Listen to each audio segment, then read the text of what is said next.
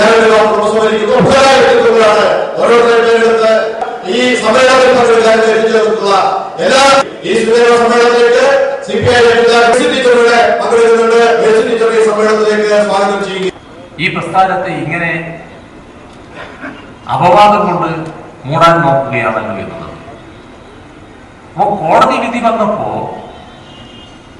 പ്രകടിപ്പിച്ച വികാരം CPIM എത്രമാത്രം ജനങ്ങളുടെ മനസ്സിൽ ആഴത്തിൽ ഇറങ്ങിയിരിക്കുന്നു എന്നുള്ളതാണ്.